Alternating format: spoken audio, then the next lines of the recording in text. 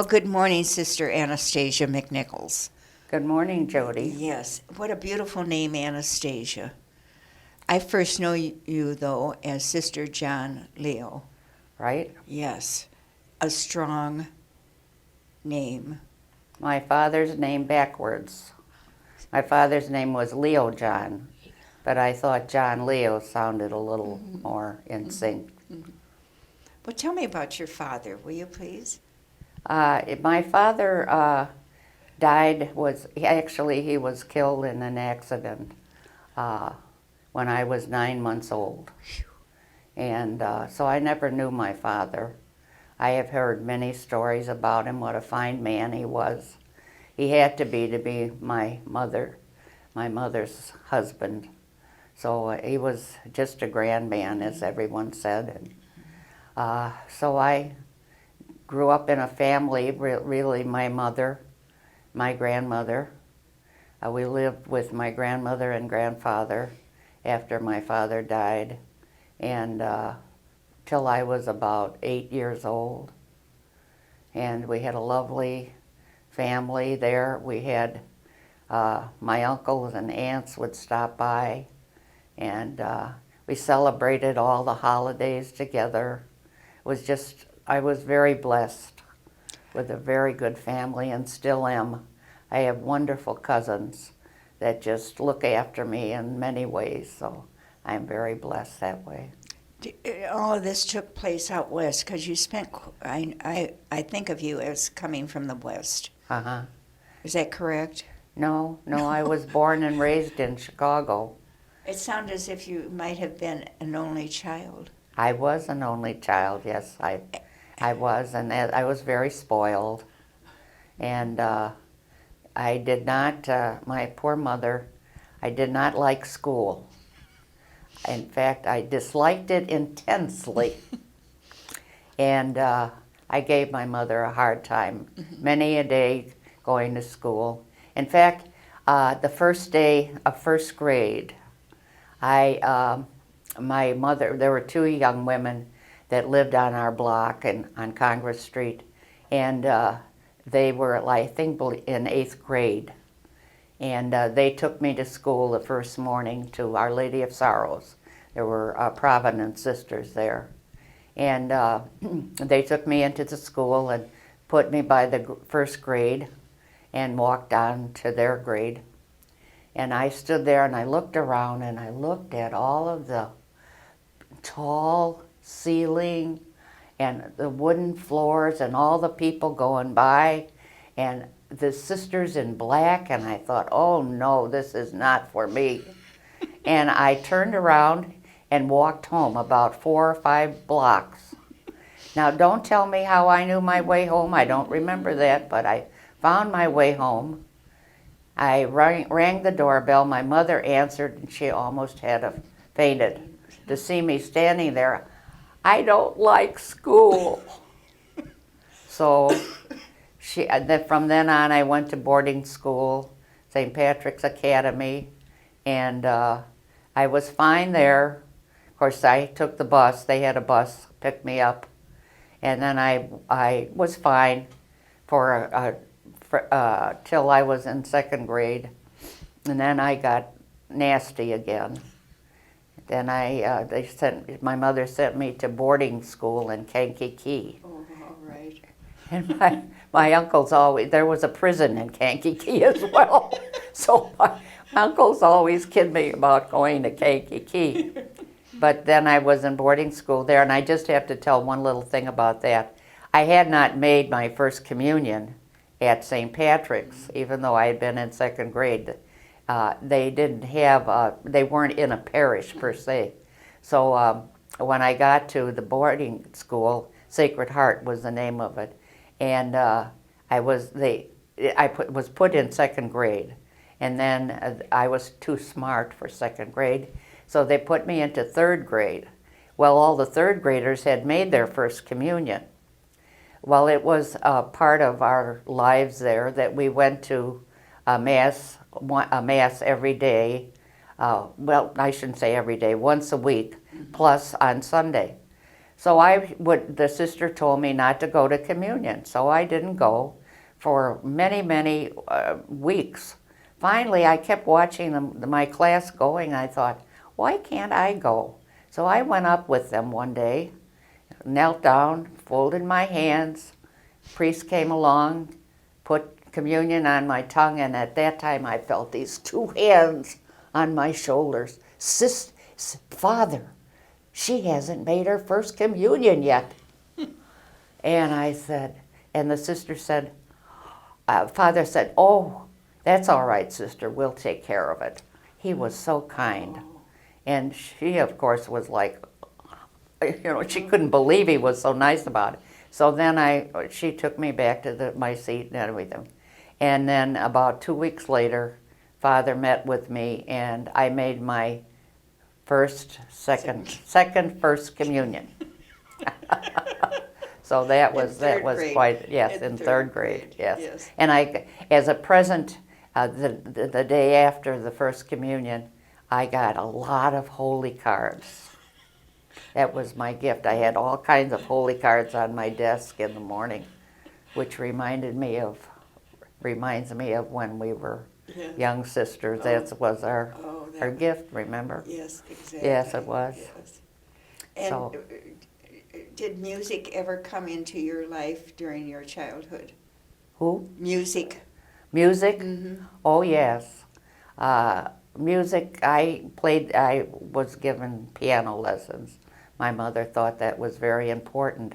And I started when I was still living on Congress Street. My grandmother had this huge piano.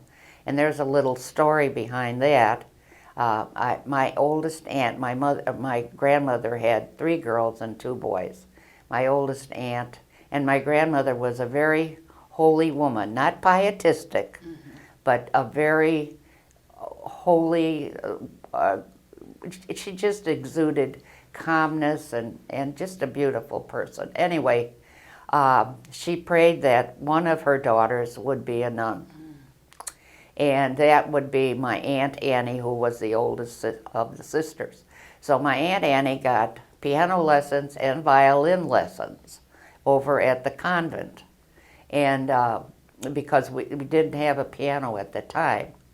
So my grandmother wanted her to take the lessons because in those days there were the sisters that were the cooks and the cleaners, and she did not want my aunt to be one of those. She wanted her to be a music teacher.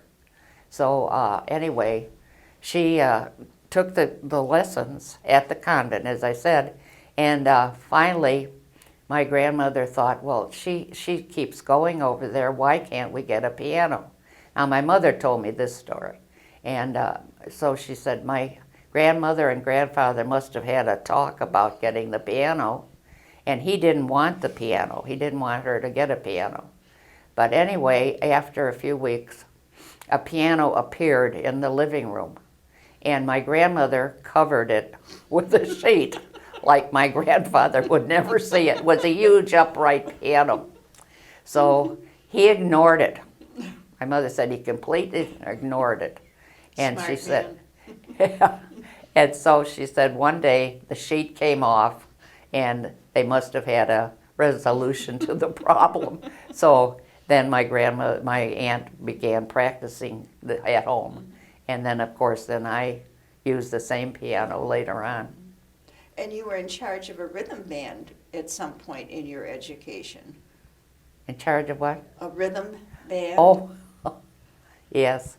That was the other part Was of my that in musical Kankakee? experience, yes. First grade. Oh. At St. Patrick's Academy, Oh. we had a rhythm band. Okay.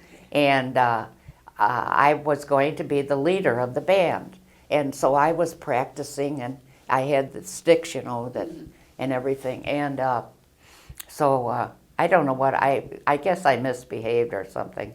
And Sister Alexis, they were Mercy sisters, wonderful, wonderful sisters.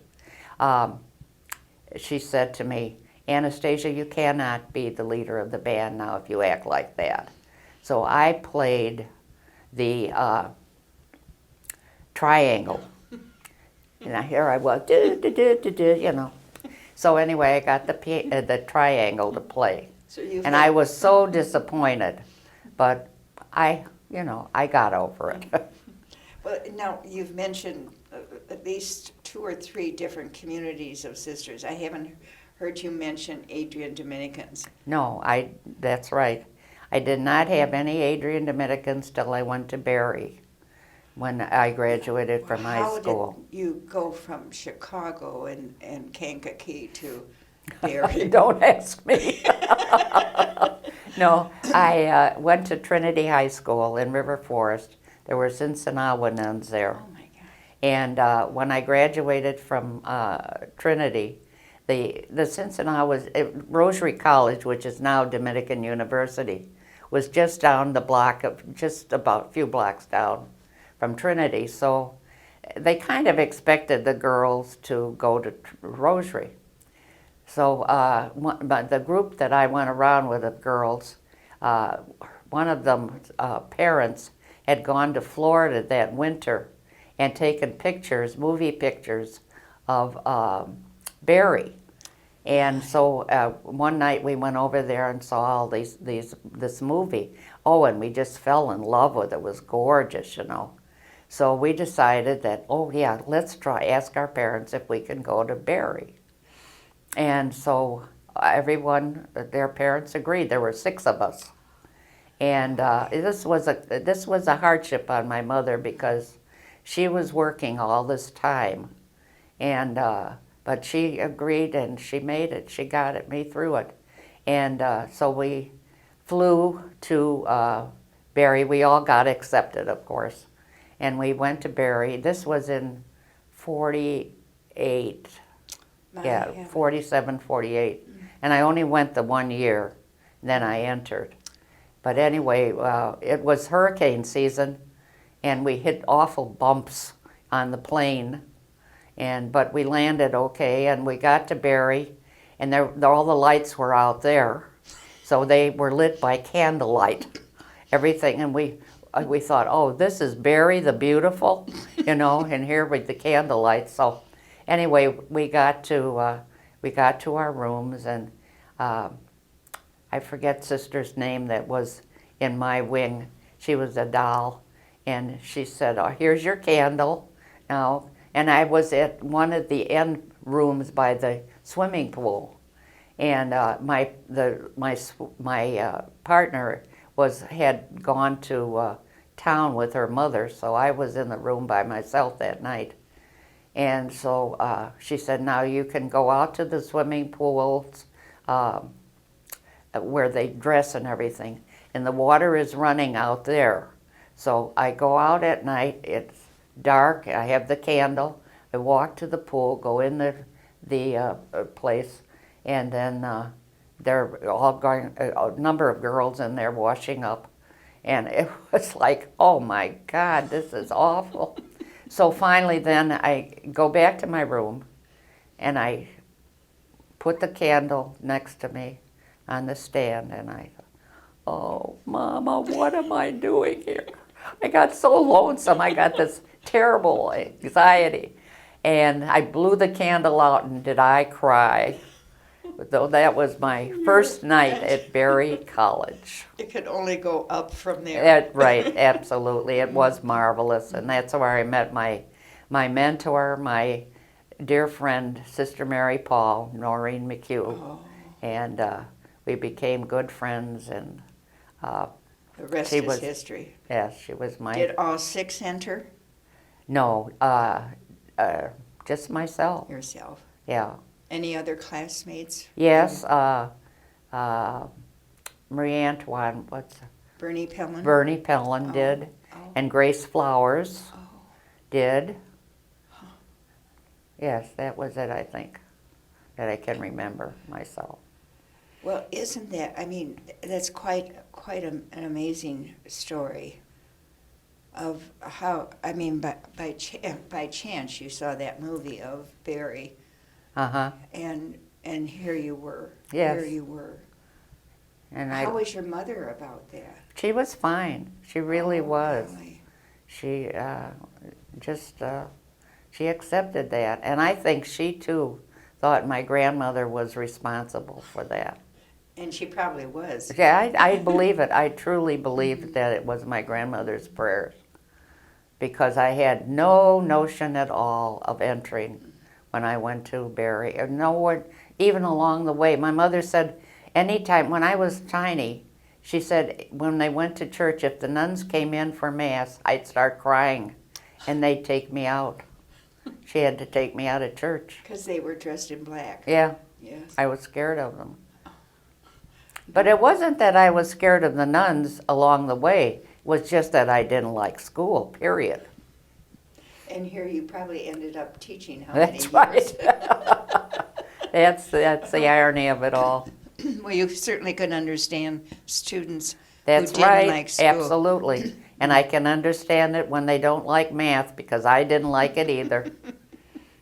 So how many, what was your favorite mission? Let me ask that. I have to say my favorite mission was in Albuquerque, New Mexico, at Queen of Heaven. And I say that not because I was, at that time, it was just before our chapter of 67, 68, 68, 69. And I was a superior. I was appointed superior and principal. And we had, I think, about 10 nuns at that time, maybe 10 or 12. And that was why I enjoyed it, because we had such a wonderful house of sisters. We had so much fun, and I hope that it was, relaxing for everybody, and at many times, and during my time there. I was only there 3 years, and Jean O'Loughlin was the director of education out west at that time, and she asked me if I would go to San Francisco and be a utilization coordinator for the educational television for the Archdiocese of San Francisco. Because in Albuquerque, we had the freedom of having all kinds of government donated TVs, movies, a lot of things. And I got used to, doing some of that there. And I've always had a knack for that kind of thing. So I said, oh, I would like to. But I did, in my heart, I hated leaving, but anyway.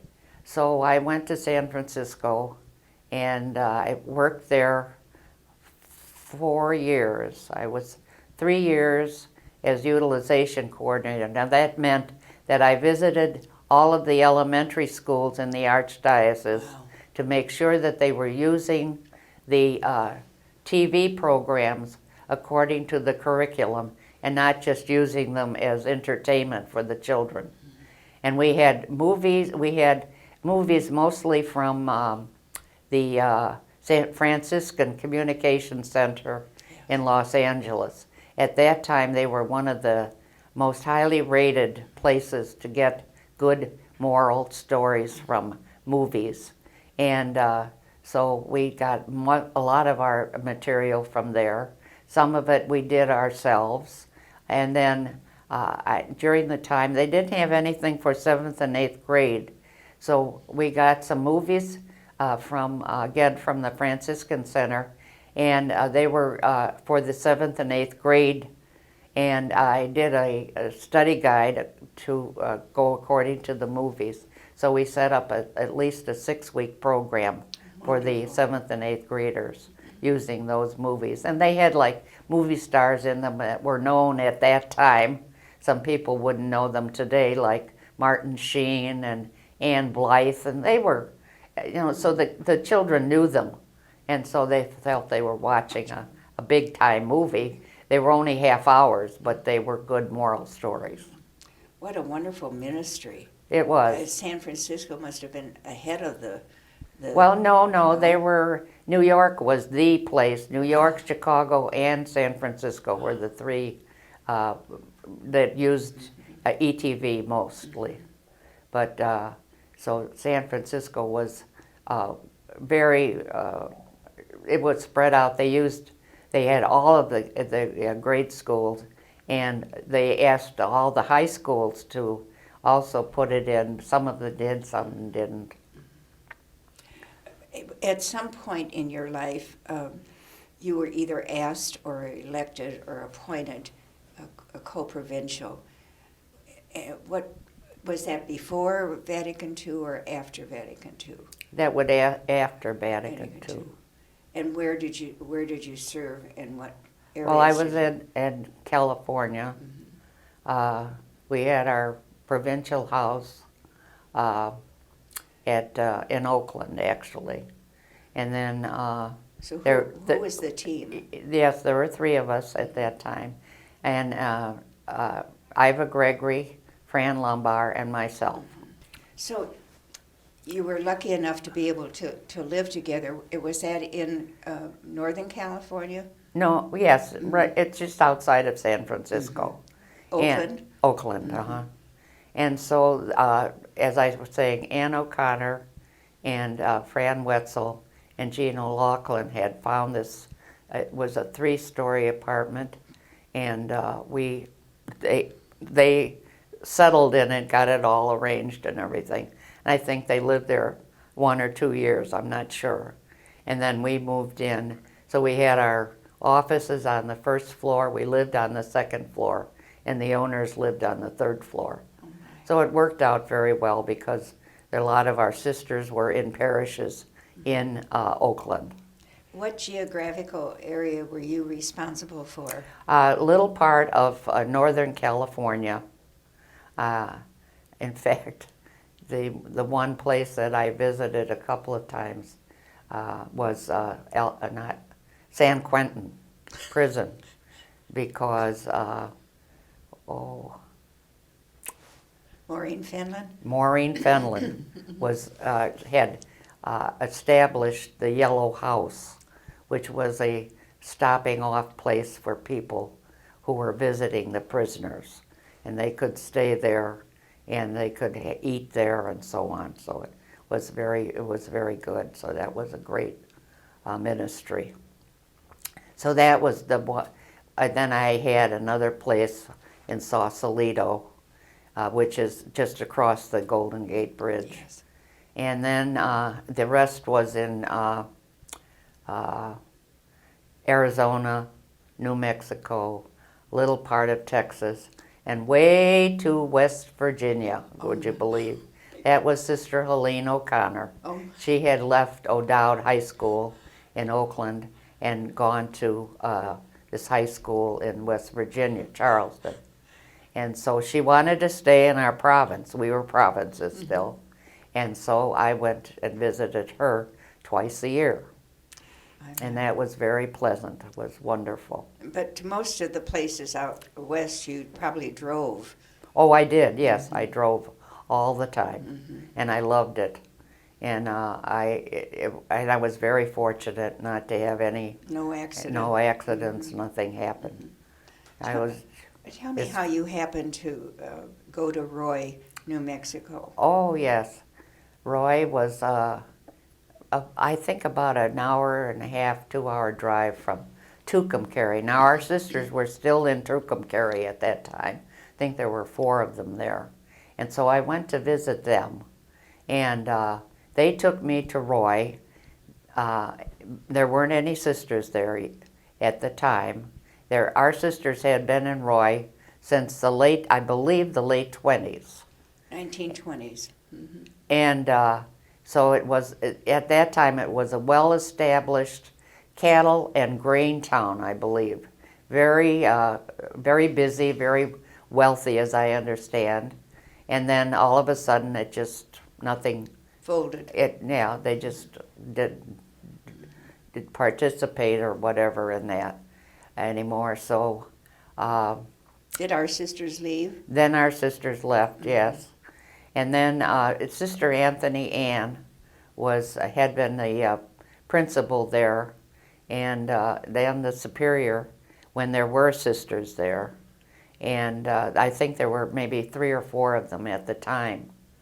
And I don't know how many years they were there. I lost track of all of that. But So the sisters from Tucumcari took me there, showed me around, and they had a nice little church, and a school, and a little convent. And there were so many stories about Roy and its younger days, so to speak. How there was a train that went near there, and the nuns used to go take a picnic basket and wait for the train to come by, and then the train would stop and pick them up and take them on the ride. It went from Tucumcari to, I think, someplace in the border of Colorado. Wow. And then they would ride back. The train would stop and let them off. And this was for other people as well. They would just get on and off at any place along the way. Like the local bus? Yeah. Yes. Yes. Were you asked to go to Roy for a specific mission? Yes, I Yeah. was.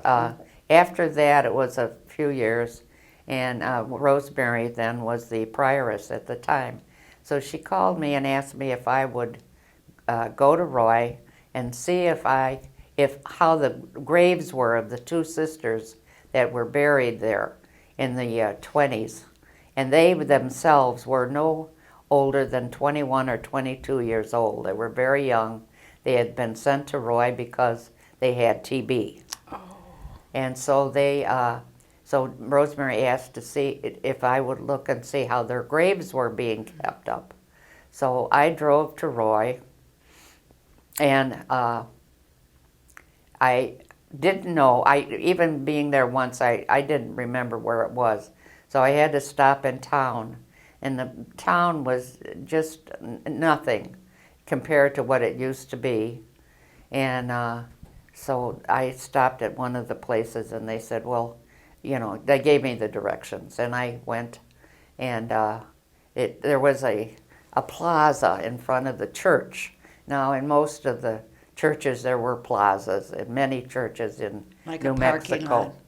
Yeah, it was like a parking lot, but they called them plazas. And not all cars could park in all the plazas, but in this one, they evidently could.